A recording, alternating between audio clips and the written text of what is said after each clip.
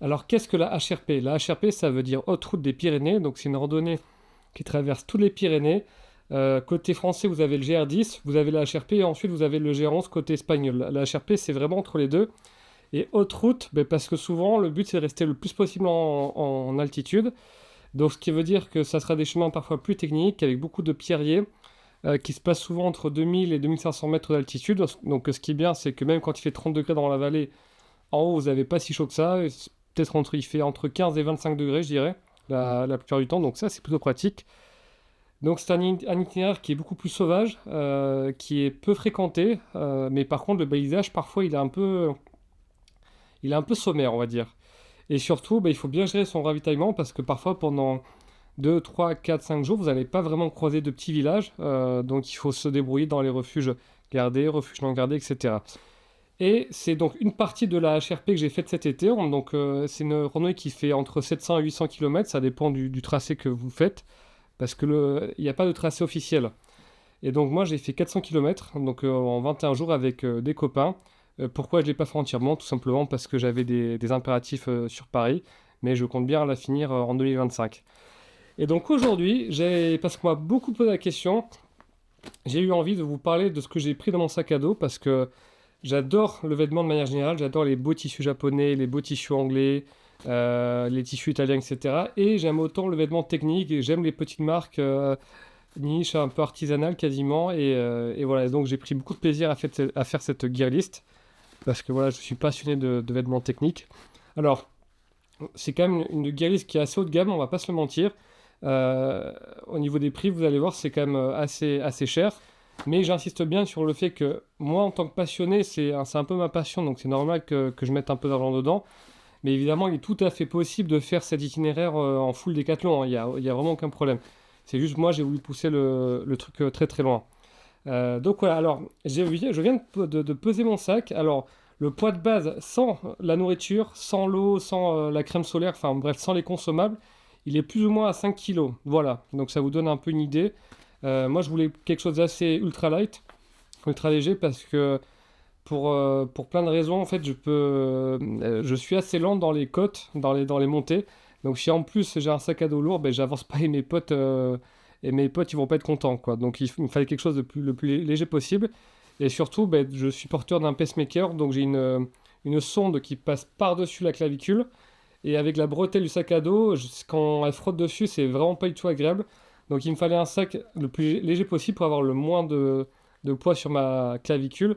Et en plus de ça, où le poids est bien réparti sur les hanches. Donc dans un instant, je vais vous montrer exactement ce que j'ai choisi comme sac à dos, etc. Et pour cette gear list, on va commencer par le plus important, à savoir ici, le petit porte-bonheur. Donc c'est tout simplement une perle de titane parce que j'adore le titane comme métal. Et je dois dire que ce petit gris-gris nous a bien servi parce qu'on n'a pas eu de blessures compliquées, on n'a pas eu trop de galères à gérer, donc ça a été cool. Je dis on parce que j'ai pas fait cette HRP toute seule, j'ai été avec quelques proches. Mais avant d'ouvrir le contenu de mon sac à dos, je vais vous parler de ce que j'avais sur moi, sur la tête. Donc quand j'ai dit que j'avais un poids de base de 5 kilos, ça comptait pas les vêtements que je portais sur moi. Donc on va commencer par le haut. Donc une casquette Bonne Gueule 100% là. Bon, pour ceux qui ne le savent pas, Bonne Gueule c'est la marque de vêtements urbains que j'ai fondée. Et c'est une 100% là, mais en fait, je j'ai pas réussi à trouver une casquette qui est aussi respirante, qui tient, parce que c'est un tissage en lin qui est assez espacé. Donc elle est extrêmement respirante, elle sèche super vite. Bon, là, elle s'est complètement délavée avec le soleil, avec le sel de la transpiration. Mais je l'aime bien comme ça. Donc très respirante, qui sèche très vite. Quand il fait froid, je trouve qu'étonnamment, ben, elle isole plutôt bien. Donc c'est la magie du lin. Donc casquette en lin gueule qui a parfaitement rempli son rôle que je porte à peu près tous les jours. Ensuite, de manière optionnelle, donc un petit tour de cou. Donc j'ai pris le plus léger chez Buff. C'est celui qui est le standard. Alors que j'ai pas beaucoup mis parce que sur les 3 semaines, on a eu de la chance, on a eu plutôt du beau temps. Mais normalement, la HRP, si on l'avait fait d'une traite, il aurait fallu la faire en 35-40 jours. Et là, ben, statistiquement, c'est un peu obligé qu'au bout d'un moment, vous allez rencontrer une journée très froide, une nuit très fraîche, etc. Donc, je ne l'ai pas beaucoup mis, mais il aurait pu vraiment servir. Parce que tout simplement, on a eu très beau temps la plupart du temps. Ensuite, ah oui, alors ça, On en parle peu sur le YouTube outdoor français et je comprends pas pourquoi parce que c'est des lunettes de soleil mais elles sont trop bien vraiment. En fait elles n'ont pas de branches donc pas de branches elles risquent pas de se casser donc c'est des Ambras hein, c'est ça la marque. Le design est ma foi très correct. Et en fait donc le fait qu'elles n'ont pas de branches là, vous les mettez sur la tête et en fait quand vous avez une casquette bah, vous avez pas mal parce qu'il n'y a pas de branches qui interfèrent. Quand vous allez, voilà, quand vous n'avez pas besoin de les mettre, vous les mettez autour du cou, pas de risque de les perdre, pas de risque de casser les branches, comme je l'ai dit. Ben ensuite, vous pouvez aller dans l'eau avec, sauter, ça craint rien. Donc vraiment, c'est une marque qui a un marketing assez marrant. Elles sont plutôt costauds. Voilà, elles sont assez solides. Encore une fois, pas de branches, pas de risque de casse. Donc vraiment, ça, c'est une lunettes de soleil, c'est un peu la bonne surprise. Donc ils vendent en Europe. Ou si vous avez quelqu'un qui est un expat aux États-Unis, ben, vous pouvez lui demander de vous les ramener quand il reviendra pour Noël. Mais vraiment, vraiment beaucoup aimé cette paire-là. C'est vraiment très cool. Honnêtement, je recommande à tout le monde. Elles sont hyper pratiques. Ensuite, en haut, on avait donc. Alors, voilà. Il est temps, on va rentrer dans le dur. Donc, j'avais un t-shirt en laine mérinos manche longue à capuche. Ce qu'on appelle aux États-Unis un sun hoodie. La capuche, elle sert en fait à vous protéger du soleil. Donc, quand vous mettez votre casquette plus la capuche par-dessus, bah, en fait, tout le côté, votre nuque est protégé du soleil, ça protège un peu du vent. Alors, pourquoi manche longue? Parce que je préfère pour me protéger du soleil ou parce que quand il allait faire un peu frais. Et vous n'avez pas besoin de mettre de la crème solaire sur vos bras vu qu'ils sont protégés du soleil. Et si vous baignez dans un lac, ben, ça fait d'autant de crème solaire en moins que vous allez mettre dans le lac. Alors, donc Kuiu, c'est une marque à la base pour les chasseurs américains, mais qui font quelques pièces qui sont très appréciées des true hikers, des randonneurs itinérants américains, ultralight. Donc là, c'est de la laine Mérinos en 125, donc c'est le plus léger qu'ils ont. Et le fil, la particularité, c'est que c'est du New Yarn. Alors, qu'est-ce que le New Yarn? C'est simplement un fil de Mérinos qui a plus de gonflant qu'un fil classique. Donc, vu qu'il a plus de gonflant, il va emprisonner plus d'air et il va sécher plus vite. Donc, il va être plus isolant, plus léger et il va sécher plus vite. Donc là, sur un pot aussi fin, vous ne pouvez pas avoir un 100% laine Mérinos, sinon il se déchirerait au bout de 3 frottements de sac à dos. Donc là, vous avez 30% laine non, 70% laine et 30% Mérinos. Attendez, je vérifie d'ailleurs que je dis pas de bêtises. Sinon, ça la foutrait un peu mal. Moi qui parle de matériel technique qui me tromperait. Voilà, si 70% laine et 30% en nylon. Donc c'est le 120 LT. Et honnêtement, bah, il est top. Vraiment. Alors, c'est pas donné, hein, c'est quand même une pièce à plus de 100 balles. Et donc, je l'ai porté tous les jours pendant 21 jours avec le sac à dos. Et honnêtement, je suis vraiment agréablement surpris parce qu'elle a quand même bien résisté au frottement, à l'abrasion. Ça peluche un tout petit peu. Mais honnêtement, ça va. Donc, c'est vraiment, encore une fois, c'est assez haut de gamme. Mais je ne regrette pas du tout l'euro investi dedans. Elle a bien tenu face à l'abrasion du sac à dos. Elle a quasiment pas bougé. Donc, la promesse est plutôt tenue. Et alors, moi, souvent, quand je porte des vêtements Mérinos classiques, j'avais peur d'avoir un peu trop chaud. Et là, honnêtement, ça allait vraiment. Parce parfois on a eu du 30, 31, 32, 33, 34 degrés.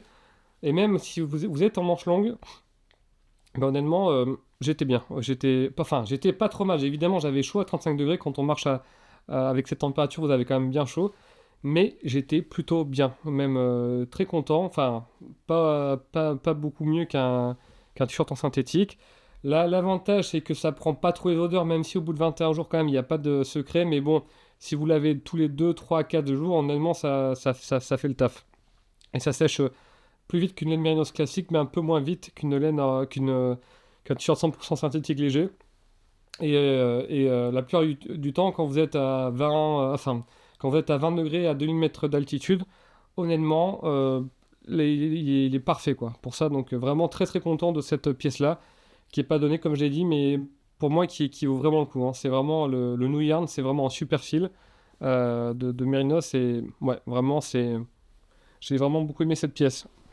En dessous, mon short de sport Décathlon. Eh oui, c'est un vieux short de sport que j'avais acheté il y a très longtemps. C'est un short de CrossFit. Alors, c'était le haut de gamme de chez Decathlon. Donc, c'est-à-dire que c'était un short que je crois que j'avais payé 25 euros au lieu de 10 euros pour l'entrée de gamme. Donc, pourquoi je l'ai pris? parce qu'il est super confortable. La matière, je sais pas ce qu'ils ont choisi chez Decathlon, mais en tout cas, elle a très bien tenu l'abrasion. Il sèche super vite, il est très stretch, enfin, c'est un pyjama, quoi, le truc. Donc, il a des poches zippées, ce qui est pratique, mais moi, elles ont toutes, enfin, elles ont craqué parce que ça doit faire facilement 4-5 ans que j'utilise ce short pour quand je vais au sport. Mais voilà, donc là, il a été très bien, ce short, avec une ceinture qui est légèrement ventilée, enfin, qui est un peu aérée, on va dire.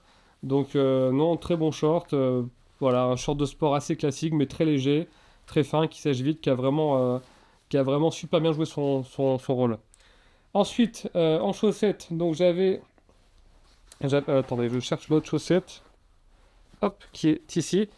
Donc, j'avais des Down Tough, donc c'est une marque de chaussettes américaine dont la particularité c'est qu'ils garantissent la chaussette à vie. Donc, c'est-à-dire que si jamais votre chaussette se trouve, vous envoyez la photo, ils vous remplacent la paire. Qui est un petit peu distribuée en France d'ailleurs, notamment au Vieux Campeur, il me semble. Donc là, j'ai le modèle de course, le modèle de running, qui est, ma foi, qui est... j'avais peur d'avoir trop chaud en chaussette en mérinos, mais là, sur le modèle running, honnêtement, ça allait. Vraiment, bonne surprise aussi. Donc, c'est un modèle qui est plus fin que les autres modèles, que je vais vous montrer un tout petit peu plus tard. Et franchement, bien, vraiment bien, rien à redire. Elles ont été bien résistantes, assez légères à porter, qui sèchent relativement vite. Non, vraiment, je recommande. En sous-vêtements, ah oui, sous-vêtements, parce que ça c'est important. Donc j'avais deux sous-vêtements de chez Woolen Prince, qui est une marque qui fait des vêtements en mérinos. Donc c'est un mélange de pareil, donc là c'est un 75% mérino, 22% nylon et 3% spandex. Tout simplement, le nylon va ajouter beaucoup de durabilité. Donc, l'avantage pour ceux qui ne le savent pas, c'est que la laine mérinos, c'est un sous-vêtement qu'on peut porter plusieurs jours sans que ça pue pas trop, trop, trop. Mais bon, là aussi, il n'y a pas de miracle, hein. Quand vous passez 5 jours dans un sous-vêtement, quand vous transpirez dedans, au bout d'un moment, voilà. Bon, bah, très bien aussi. Alors, il est fait de manière à ce que le sens de la maille, enfin oui, parce que c'est pas un tissu, c'est une maille, vu que c'est tricoté, c'est pas tissé, est fait de manière à ce que le boxer, quand vous allez marcher, ne va pas trop remonter, donc il reste plutôt bien en place.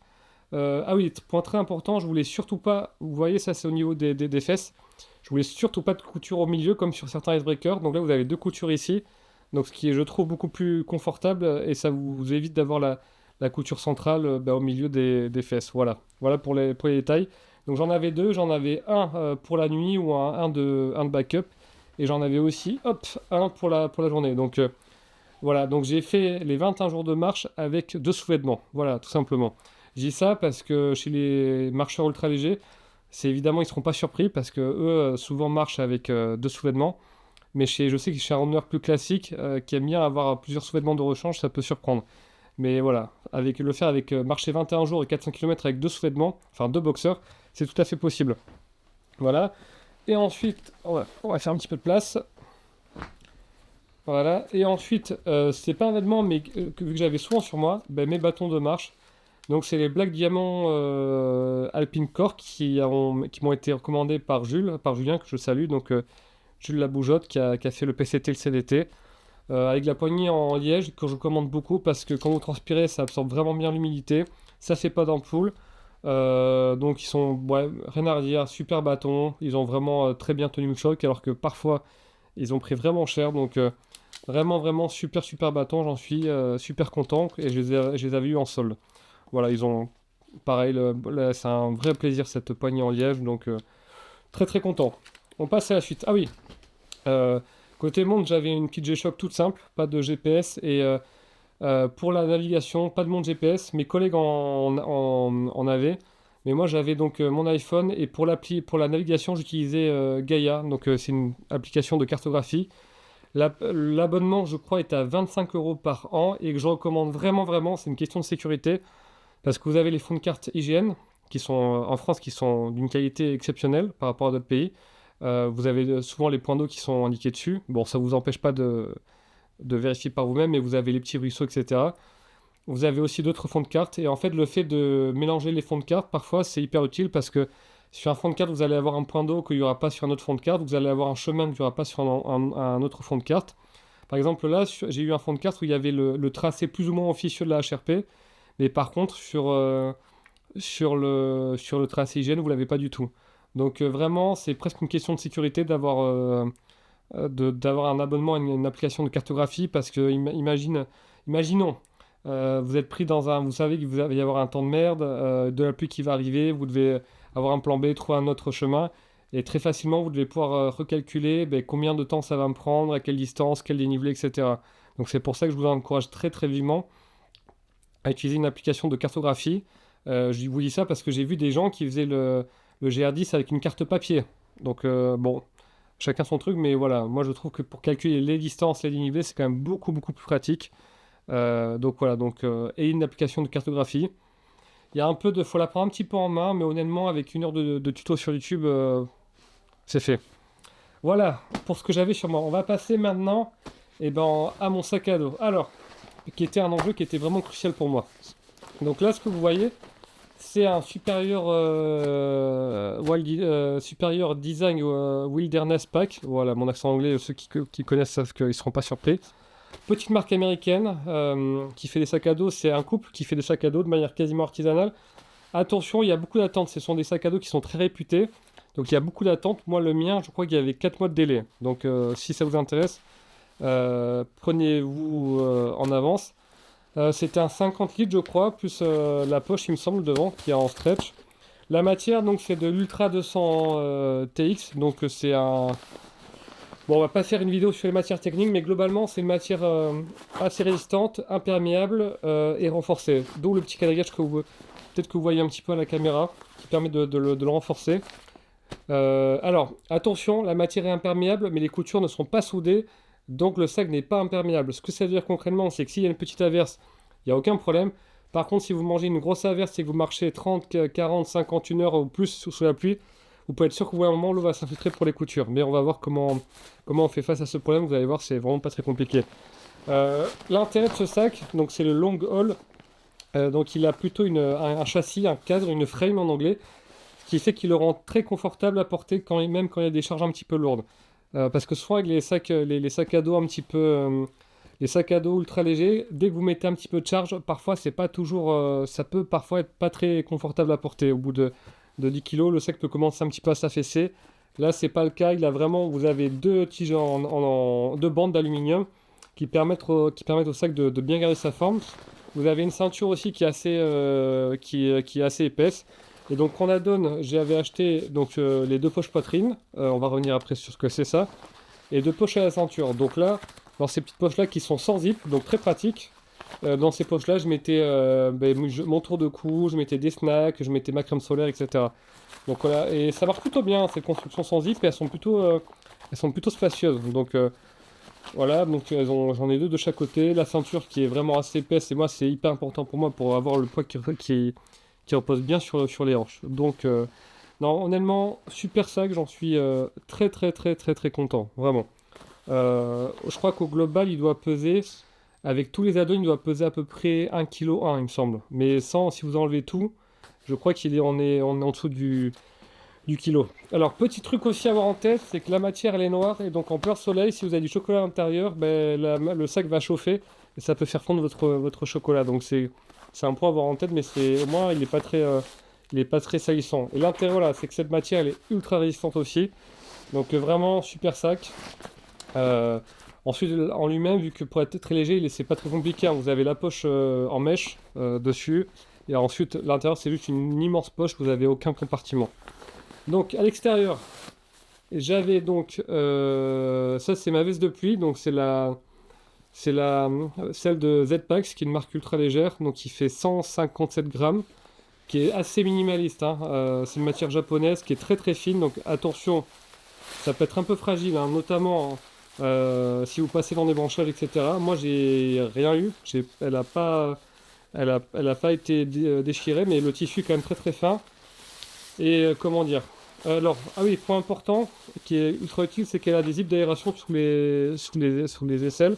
Ça, ce qui est quand même très utile. Et voilà, la seule poche qu'elle a, c'est la poche poitrine ici dans laquelle vous pouvez ranger cette veste. Donc c'est un tissu qui est quand même assez fin. Je dirais que ça protège au bout d'un moment, quand vous allez marcher 2-3 heures sous la pluie, à un moment l'eau va finir par rentrer, la matière va finir par être saturée. Si c'est pas l'eau qui va rentrer, c'est votre transpiration qui va finir par se condenser à l'intérieur. Donc voilà, vous n'allez pas être trempé, ça c'est sûr, mais vous allez être parfois un petit peu humide, notamment au niveau des où ça appuie, au niveau des bretelles, dans le dos un petit peu. Donc voilà, mais bon, pour le poids, pour une veste qui va passer le plus clair de son temps dans le sac à dos, parce que bah, nous on n'a eu pas beaucoup d'averses, on en a eu un petit peu, mais pas tant que ça. Je voulais la veste la plus légère possible parce qu'encore une fois, la majorité du temps, elle va pas être portée, quoi. J'ai dû la porter en tout, pendant ces 21 jours, j'ai dû la porter 3 4 fois. Voilà. Mais par contre, j'étais vraiment content de l'avoir parce que on s'est pris quand même des très très grosses averses. Donc voilà, donc euh, elle a vraiment bien fait son boulot, mais acheté en toute connaissance de cause. Donc c'est très fin, donc ça peut être un peu fragile et c'est pas 100% imperméable. Contrairement à tous les chiffres en colonne 2 qu'on vous annonce, la respirabilité, etc. Vous allez être un tout petit peu humide, voire beaucoup, ça dépend, mais vous n'allez pas être trempé. Enfin, pas trop en tout cas. Voilà, donc voilà, à avoir en tête. Mais pour une veste qui doit être portée que de manière occasionnelle le poids est top, hein, 156 grammes. Je pense que c'est un tissu japonais, je sais pas exactement lequel c'est, mais elle est très très chouette. Enfin, vraiment, j'étais très content de l'avoir. Ensuite, sur l'extérieur, hop, le Poo Kit. Alors, qu'est-ce qu'on a dedans? Là, c'est pas très compliqué, hein. Vous avez donc le papier de toilette. Vous avez... Ah oui, alors ça, je reviens d'une randonnée où c'est un pote à moi c'était des lingettes humides. Moi, normalement, j'en utilise pas, mais là, il m'avait mis ça dans le Poo Kit. Et ensuite, euh, vous avez la fameuse pelle en titane. Voilà. Tout simplement qui permet de creuser un trou pour enterrer ce que vous avez à faire. Et pourquoi c'est important d'enterrer? Ben, d'une part parce que contrairement à ce que tout le monde pense, c'est que les selles humaines se dégradent pas si rapidement que ça dans la nature. Donc c'est bien d'enterrer et c'est juste horrible d'être sur un chemin de randonnée et dès qu'on sort un peu derrière un rocher de voir qu'il y a des gens qui font ça un peu partout. Au niveau de l'odeur, au niveau de ce qu'on voit, c'est vraiment pas terrible, hein. Moi, je suis plutôt adepte du pas de traces derrière moi. Donc la pelle en titane à ce titre-là est vraiment indispensable et ça peut servir de sardine de secours si vous avez une tente. Donc prenez la pelle en titane, c'est hyper important pour creuser, pour faire vos petits besoins et voilà, et les autres randonneurs vont vous remercier, et la nature aussi, parce que je le rappelle vraiment, les selles humaines se dégradent vraiment pas aussi vite qu'on pense.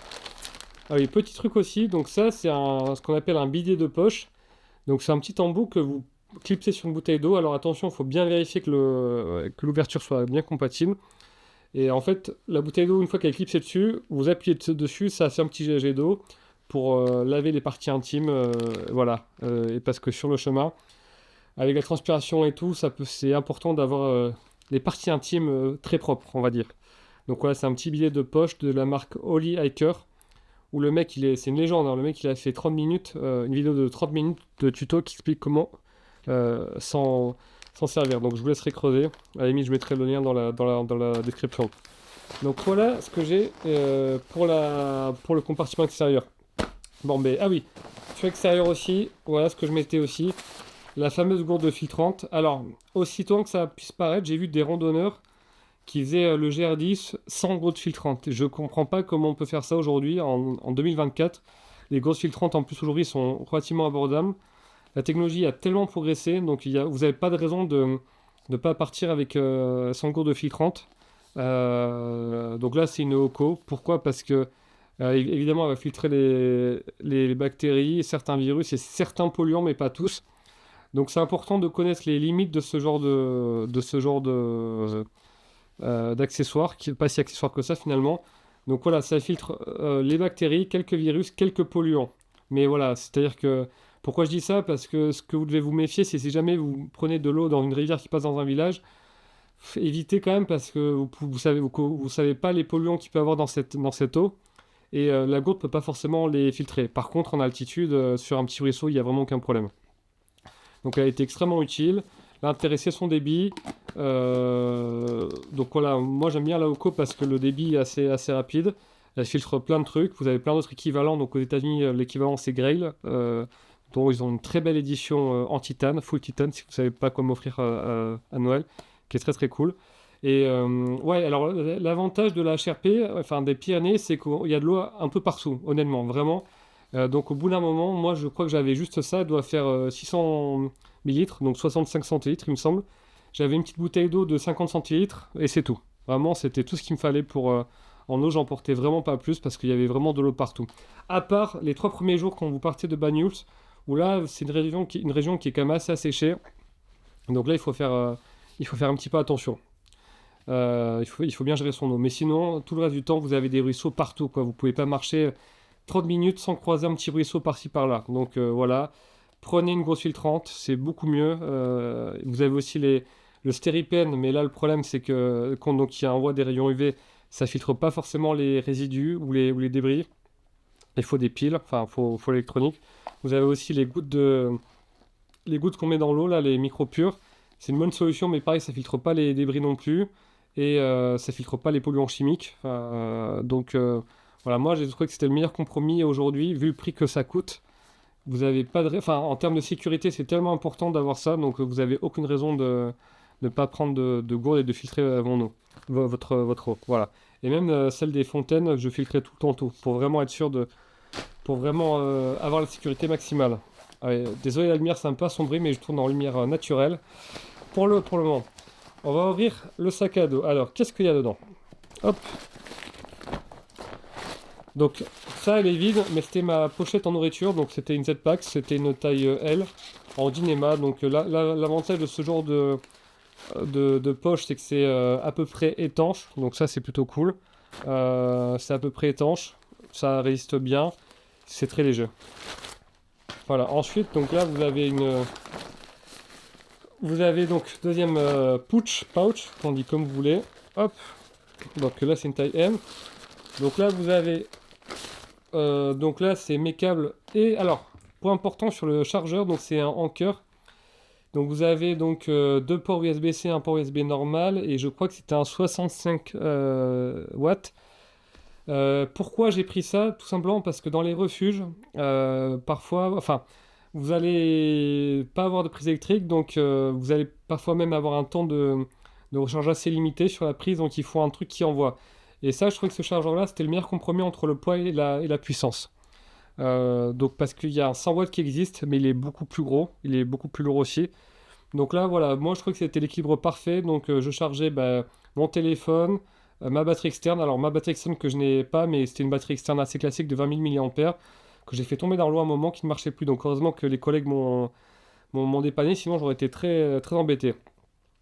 Donc voilà, et l'avantage c'est que de ce genre de chargeur, c'est il est petit, il est compact, il charge quand même très vite parce que quand le temps de charge c'est juste pendant le repas, pendant le dîner, dans votre refuge, excusez-moi, bah, il faut que ça pulse. Et là, il a été très très bien ce chargeur pour ça. Donc c'est à mon cœur, je le commande. Ensuite, la partie cuisine. Bon là, il n'y a rien de bien sorcier. Hop, donc dedans vous avez donc ma petite une popote de chez Tox en titane. C'est une 500 ou 600 millilitres. Voilà, c'est pas la taille la plus grosse, loin de là. Ça allait très bien pour faire cuire les petits ramen. Dedans, vous avez le chargeur. Là aussi, c'est un grand classique de la randonnée ultra légère. C'est le BRS 3000T, qui est extrêmement léger. Bon, vu la légèreté, il faut quand même, s'il n'est pas parfait, parce que certains trous qui utilisent beaucoup, que ce réchaud utilise beaucoup de gaz. Enfin, la flamme, elle est un peu, parfois, voilà, elle est très sensible au vent. Voilà, donc c'est très léger, mais il faut quand même être bien conscient des limites de ce genre de petits réchauds. Mais bon, il a été impeccable, hein. Moi, j'en suis très content et je le reprendrai sans problème pour toutes mes autres randonnées. Voilà, donc chargeur très léger, un petit briquet bic rustique et tout simplement une petite bouteille de gaz. Donc rien de bien sorcier ici. Ensuite, on va passer à la suite. Qu'est-ce que j'avais d'autre? Ah oui. Une petite trousse de soins de chez Terang avec un tire-tic, terang.fr, qu'on salue. Donc ils ont une petite trousse, un kit de premier secours qui est très très bien quoi, pour la randonnée. Voilà, donc qui a rien de bien compliqué. Vous avez des pansements, de quoi désinfecter, etc. En savon, donc du Dr Bronner, j'adore ce savon-là parce que Ouais, vraiment, il est top. Même si c'est biodégradable, c'est pas pour autant qu'il faut se laver dans les lacs avec, parce que, mine de rien, c'est quand même un produit assez chimique. Enfin, tout est chimique, hein, mais vous voyez ce que je veux dire, c'est quand même un produit artificiel. Et voilà, le but, c'est comme de pas le mettre dans le lac. Donc, moi, je m'en servais beaucoup quand on prenait des douches au refuge. Voilà, Dr Bronner, c'est un pot de. Je sais pas combien il y a, mais il y a 60 millilitres, voilà. Donc là, vous voyez, il en reste encore un tout petit peu. Donc je l'avais rempli ici, donc voilà. Donc ça, je pense que pour 35 jours, il aurait été parfait, 60 millilitres, nickel. Et attention, faut pas en mettre beaucoup sur les mains parce que c'est très concentré. Donc mettez-en juste un petit peu, frottez un peu, et ça sera très très bien. Donc super savon, j'aime beaucoup.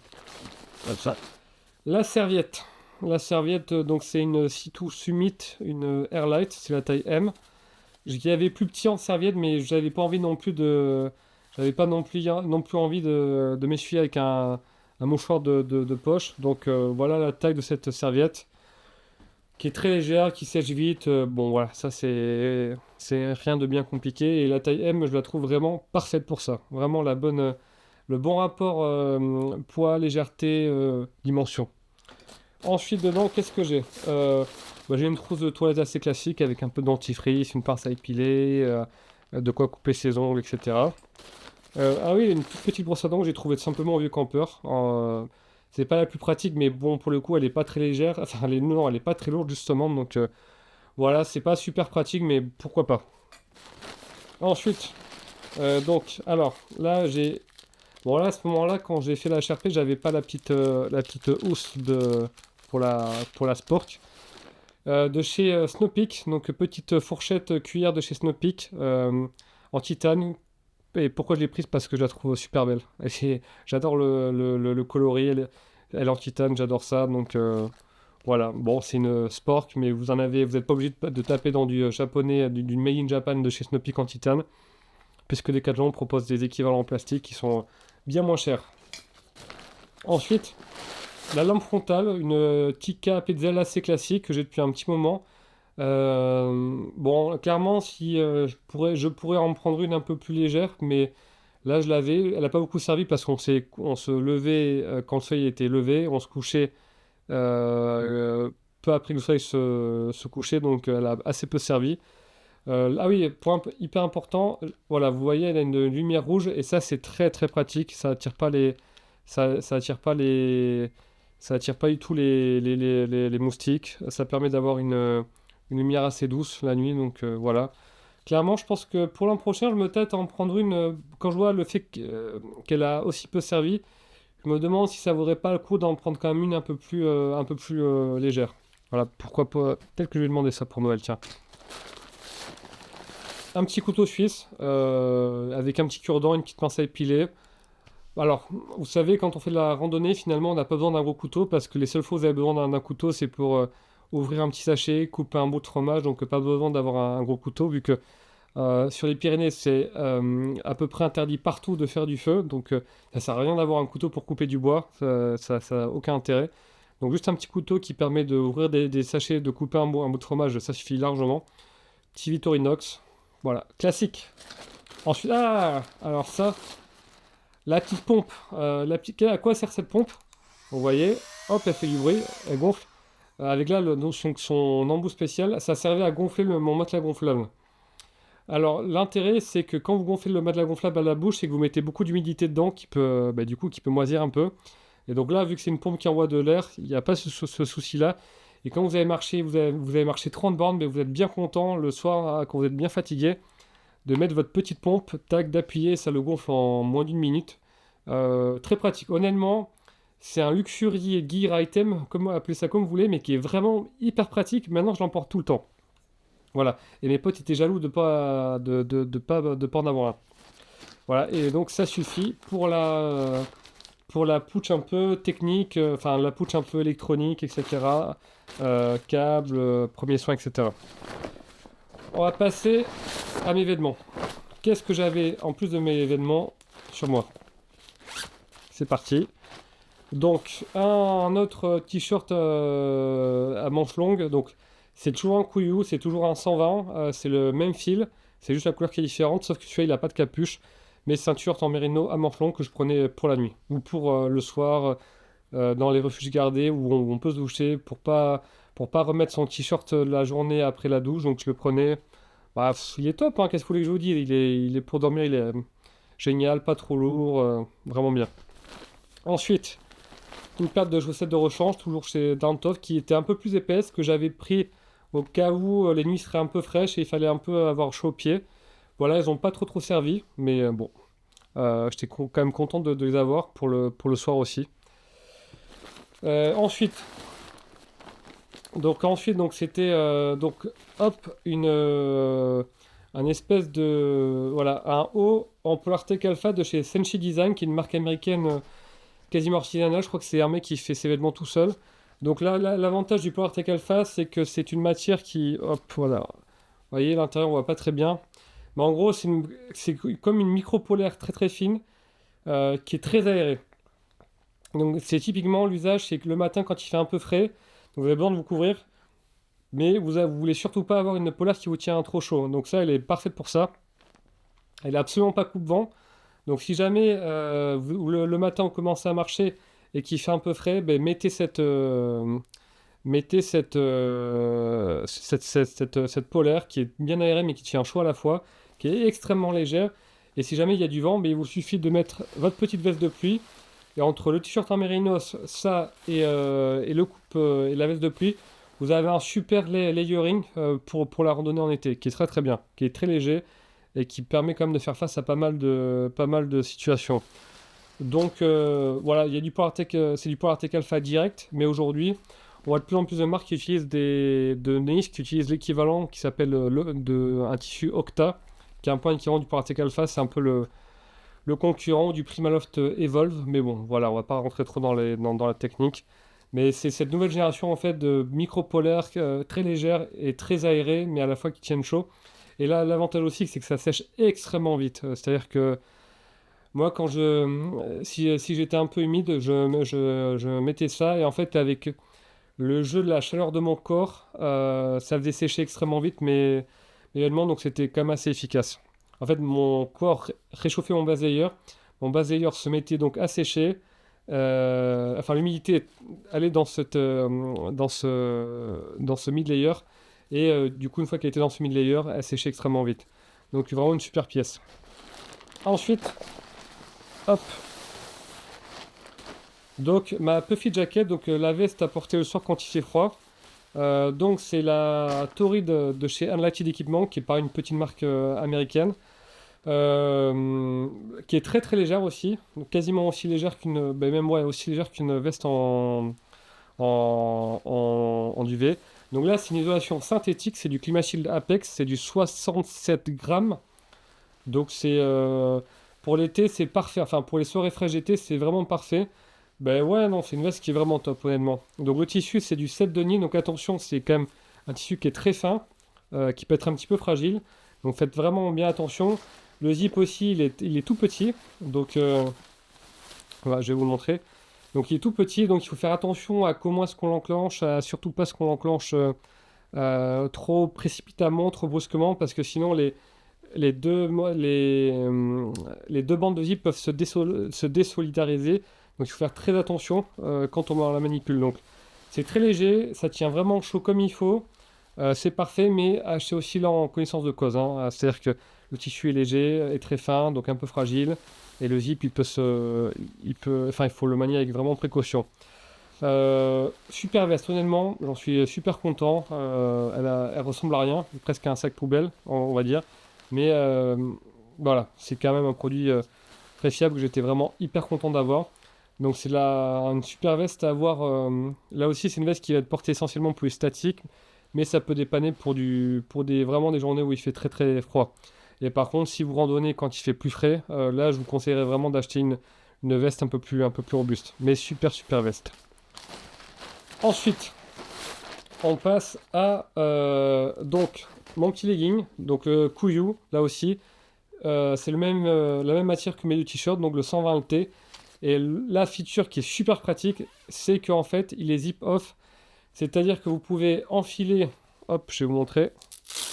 vous pouvez enfiler ce legging sans avoir besoin d'enlever ou de retirer vos chaussures en fait. Vous voyez? Là, vous le prenez comme ça et tac, vous le mettez autour de votre taille. Donc, super pratique cette feature-là. Très léger, voire même un peu trop. Je me dis, vu que c'est vraiment une pièce à porter quand il fait vraiment frais, là c'est du 120, mais pourrais peut-être pu prendre le 150. Mais j'ai jamais eu froid avec. Et non, super pièce, c'est encore une fois cette feature où vous pouvez l'enlever et le mettre sans enlever vos chaussures, sans enlever votre short, juste en le baissant sur vos chaussures, c'est fabuleux. Donc je recommande vraiment chaleureusement. Et enfin, cette pouche, c'est pas n'importe laquelle, puisqu'en fait, de chez Zpax, ça aussi, c'est la Pillow Pouch de chez Zpax. Vous mettez ça c'est la micro polaire, vous mettez vos vêtements dedans, vous la fermez et ça vous fait un petit oreiller. Et enfin, je peux le dire, j'ai craqué le game du sleeping. Avant, j'en mets très mal quand j'étais en tente, parce que je supportais pas les oreilles gonflables. Et là, honnêtement, ça marche vraiment bien. Vraiment, suivant les vêtements que vous allez mettre, suivant si vous allez plus ou moins remplir cette pouch, votre oreiller aura plus ou moins de gonflant, sera plus ou moins gonflé ou plat, ou etc., ou plus ou moins moelleux. Et donc là, ça vous permet vraiment, mais vraiment d'avoir un super oreiller. Moi, maintenant, je peux le dire, je dors bien sous la tente. Donc vraiment, super découverte. Merci à Julien qui m'a fait découvrir ça. Et là, vous avez un petit cordon pour l'accrocher à votre matelas gonflable. Qu'est-ce que j'ai ensuite? Ensuite, j'ai donc mon matelas gonflable. C'est le matelas gonflable jaune, là, le Neonair, qui a fait hop. Donc là, oui, alors, là, je triche un peu parce qu'il est dans une autre pouch en Dynéma, mais que je n'avais pas au moment de la HRP. Et vous voyez, c'est celui qui est jaune, qui est très connu, hein, qui a un super matelas. Avec une air value. L'air value, c'est en fait la capacité du matelas à vous isoler par du froid qui vient du sol, qui est tel que je pourrais quasiment le prendre. Enfin, non, je sais pas quasiment, je pourrais l'utiliser pour de l'hivernal sans problème. Donc, c'est un super matelas. J'avais une version pour la Mongolie, une version précédente, mais qui était plus étroite. Et alors là, j'ai pris la version large, mais qu'est-ce que ça fait du bien. Vraiment, le fait d'avoir, je crois que c'est 61 ou 62 cm versus 51, il me semble quelque chose comme ça. En fait, il n'y a que 10 cm en plus entre la version normale et la version large. Mais moi, pareil, ça a tout changé, c'est beaucoup plus confortable pour moi. Parce qu'avant, quand j'étais allongé sur la précédente version, si j'étais allongé, j'avais mes bras qui étaient sur le sol. Et c'était pas du tout pratique. Et là, vraiment, là, vraiment entre ça... la pouche oreiller et ce que je vais vous montrer après, vraiment enfin je dors bien quoi, vraiment je dors bien en tente et ça fait plaisir. Donc là c'est une valeur sûre, c'est assez cher, c'est un matelas à 200 €, 220 qui est fabriqué en Irlande d'ailleurs, donc en Europe. Mais honnêtement il est vraiment super bien. Moi j'en suis très content de ce matelas. J'ai quasiment dormi quasiment 21 jours dessus et vraiment il est top. Très content. Voilà pour le système de matelas. J'avais Elliot qui était avec nous. Lui, il avait un truc, un Thermarest en mousse, un matelas en mousse. Bon, c'est plus léger, c'est plus robuste, mais quand même en termes de confort, c'est un peu plus dur, on va dire. Voilà, donc à prendre en connaissance de cause. Ensuite, la tente. Alors là, la X-Meet Pro de chez Durstone Gear, bah, c'est une tente qui a un peu cassé, qui a pété le game de la tente ultra légère. À juste titre, parce que donc là, ça doit peser celle-ci. Elle doit peser, je pense, 600 grammes. Et en fait, vos bâtons de marche servent d'arceau. Enfin, pas d'arceau, servent de piquet pour la tente. Donc, il faut 2 bâtons de marche. Il y a eu une tonne de reviews sur YouTube au sujet de cette tente. Et à juste titre, parce qu'encore une fois, c'est vraiment une très bonne tente. Vous avez un rapport légèreté, poids et espace intérieur et prix qui est inégalé, je trouve. C'est-à-dire qu'à ce prix-là, vous ne pouvez pas trouver mieux en termes d'espace et de légèreté. Donc moi, j'en suis très content. C'est vraiment une super tente. Il n'y a rien à redire. Bon, elle est quand même assez chère. Mais vous avez la version... En fait, vous avez 3 gammes, 3 tissus différents. Parce que vous avez la tente en une place et en 2 places. Et pour chaque dimension, vous pouvez avoir une version qui est assez solide. Donc c'est la plus lourde. Vous avez la version standard qui a un tissu qui est un peu moins lourd que la version solide, mais qui est mais qui est très bien aussi. Et vous avez la version ultra légère qui est en Dyneema, qui est beaucoup plus légère, mais aussi beaucoup plus chère, parce que le Dyneema est un tissu qui est quand même beaucoup plus cher. Voilà, moi j'en suis très content. Et si vous voulez creuser, encore une fois, il y a une tonne de reviews de cette tente sur YouTube, vous allez la trouver sans problème. Mais moi, c'est extrêmement positif et vraiment, encore une fois, le rapport poids, espace intérieur, légèreté, prix, il est top. Et on finit par le plus important, le sac de couchage. Voilà, qui est dans ce... Alors, hyper important de le mettre dans une pouch imperméable parce que c'est absolument vital qu'il soit protégé de l'humidité. Alors moi j'aime bien le système de plusieurs poutres, mais certains ou certaines, justement, eux aiment bien mettre directement une espèce de gros sac poubelle à l'intérieur du sac qui sert de bag liner en îlot-fume par exemple ou en polycryl. C'est deux matières qui sont utilisées. En fait c'est comme vraiment un gros sac plastique que vous mettez à l'intérieur de votre sac à dos et vous mettez tout dedans. Et l'intérêt de faire ça, c'est qu'en fait, vous pouvez mettre directement votre sac de couchage sans rien. Il va prendre pile la taille de votre sac à dos. Mais moi, j'en suis... Voilà. Je sais pas pourquoi, j'ai voulu avoir mon sac de couchage avec sa petite pouche en Dyneema. Et alors, c'est un sac à dos de... un sac à dos. C'est un sac de couchage de chez Hop, de chez Z-Pax en duvet qui doit peser, je crois, 560 grammes. C'est un confort 0 degré. C'est pas tout à fait un quilt, dans le sens où on peut le fermer entièrement. Donc vous voyez, là vous avez une ouverture, vous mettez dedans. Et là vous avez ce zip qui fait que vous pouvez le fermer hop, entièrement si vous voulez. Alors attendez. Ah, le problème c'est que sur du ultra léger, il faut faire très attention avec le zip. Voilà. À surtout pas coincer de la matière dedans. Voilà. Hop. Donc voilà. Donc c'est à mi-chemin entre le quilt et le sac de couchage en fait, tout simplement. Le quilt étant ce sac de couchage qui ne... En fait c'est comme une grosse couette. Donc là vous pouvez le mettre, c'est en version quilt, donc vraiment comme une couette, vous êtes trop bien. Ou comme j'ai dit, vous pouvez le fermer entièrement et ça fait comme un petit sac de couchage. L'intérêt c'est que quand vous l'avez en sac de couchage, vous voyez il n'y a pas de capuche. Donc ça c'est... Mais bon, moi, sur de la randonnée quand même estivale, j'en ai pas eu besoin. Et surtout dans un sac de couchage, ben, je supporte pas de pas bouger. Enfin, moi, je bouge beaucoup quand genre vraiment, j'arrête pas de gigoter tout le temps. Et avec un sac de couchage, je me sens vite emprisonné. Donc là, l'intérêt du quilt, c'est comme une espèce de couette finalement, de couverture. Vous avez beaucoup de liberté. Et si jamais il fait froid, vous pouvez le fermer entièrement et ça se transforme comme un sac de couchage en fait, tout simplement. Et ça devient un petit sac de couchage, mais là il faut bien penser à vous couvrir la tête. Donc voilà, bah, je suis super content de ce sac de couchage là, de ce quilt sac de couchage. Voilà, très léger, il m'a tenu bien chaud, parfois même un peu trop chaud.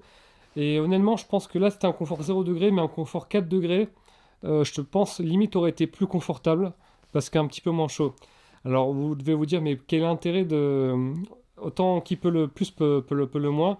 Oui, sauf que quand vous avez un sac de couchage trop chaud, eh bien vous allez plus transpirer, donc mettre plus d'humidité dans le sac de couchage. Et les sacs de couchage en duvet, moins il y a d'humidité dedans, et mieux c'est, tout simplement. Pour prolonger la durée de vie. Mais vraiment, c'est un super produit, très content. Parfois, j'avais limite un peu chaud. Le duvet est traité déperlant, ce qui m'a été très utile parfois, parce que je me suis couché en ayant parfois des vêtements un petit peu humides, et en fait, la nuit, la chaleur de mon corps fait sécher les vêtements que je portais sur moi.